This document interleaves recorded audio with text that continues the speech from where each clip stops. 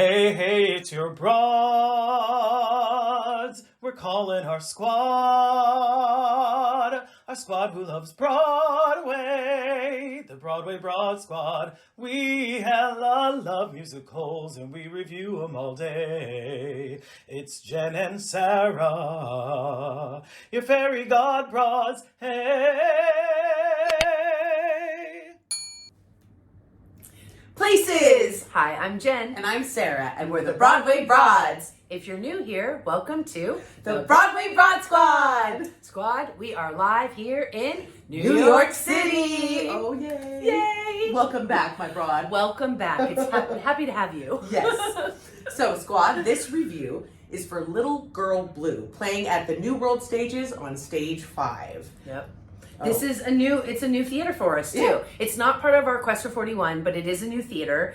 Do want to give you the lowdown on when we saw it and all of that stuff. So we saw it on 2 p.m. on a Thursday, and we sat center orchestra, front row, seats A, 12, and 13. And we really got lucky. The only reason we got to see this show was because it got extended. Yeah. So this was one of the last ones that we booked because we actually changed our flight. We did. We just to see the show. Yep. So quick synopsis for the squad. Little Girl Blue is a powerful and penetrating new musical exploring the evolution of American musical icon and civil rights activist Nina Simone. Right. So getting into the theater this time, masks are 100% required, but they are not doing the vax checks. We both had our phones out ready to sort of show our cards and stuff. App ready our to apps, go. Yep. But they didn't ask this time. But masks are absolutely 100% required, and they are enforcing that. They are absolutely enforcing it. Yes, they are. Which is great. Yeah. Did forget to show you the playbill, and so there's the playbill. It's beautiful. Yeah, it is. Love it. Yeah. And there was merch for the show. There was merch, and Sarah got merch, you guys. She did. So I got the Little Girl Blue hoodie. Yay. We did wonder why it's not in blue, but we But love I it. actually love that it's love in a black. good black But I hoodie. kind of wonder Yep. why they didn't make Yeah. it blue. But anyway, yeah. Yep. And then your girl here got some buttons. So got this one here, this one,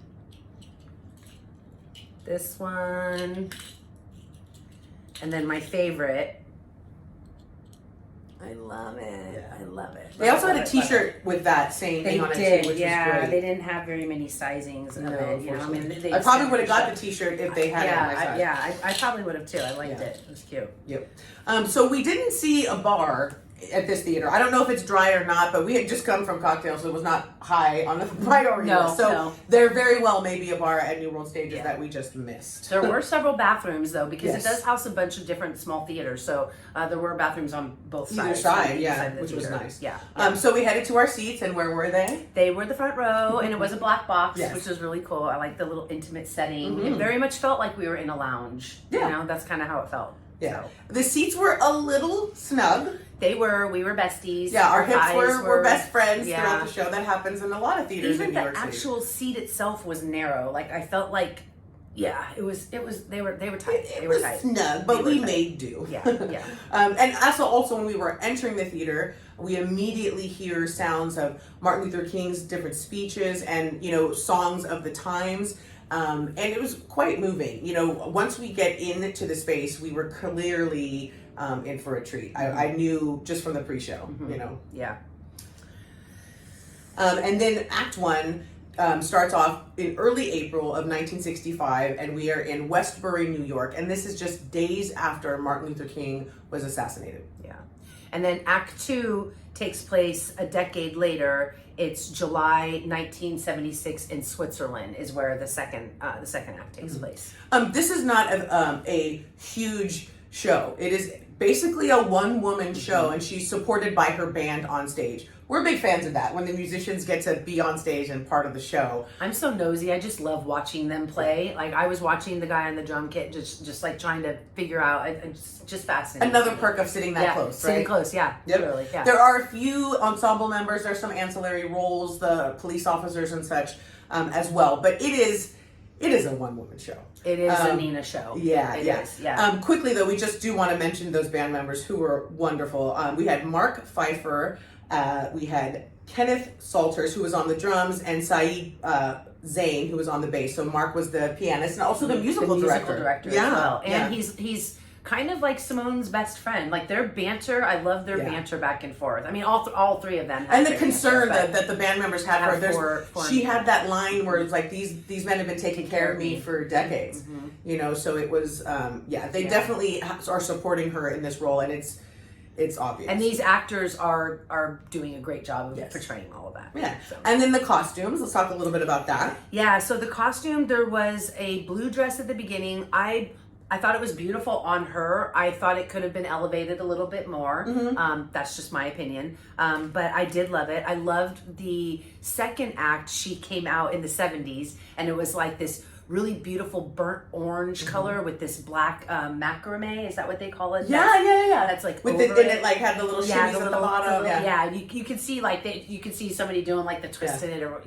and then she did change into this beautiful like goddess dress at the end that she had this gold crown on. Loved it. And then even the men, they went from like suits in the 60s to like full on like chops on the sides. Like they had the facial hair, the wigs, the guy's like longer hair wig, and then their bell bottoms and shoes. So they did a really good job of capturing the 70s for sure. Let's talk about standout performances.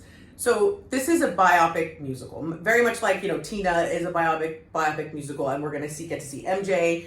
I just the level of acting that's happening here. This is not necessarily these actors creating a character. Mm-hmm.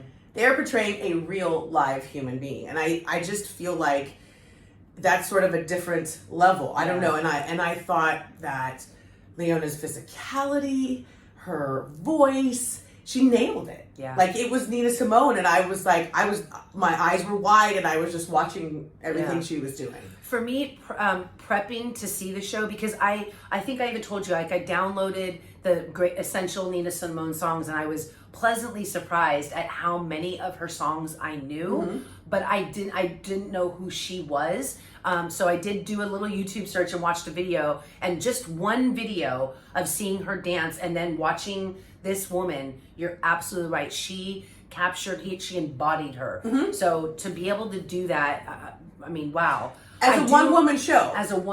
Right? It's just her. Yeah. So I do think that the people that will come to see the show are Nina Simone fans. But if you're not, I do suggest watching a video just so you can appreciate how much detail this woman has done for this role. Yeah, it's incredible. It really is. Yeah. Let's talk about some standout moments.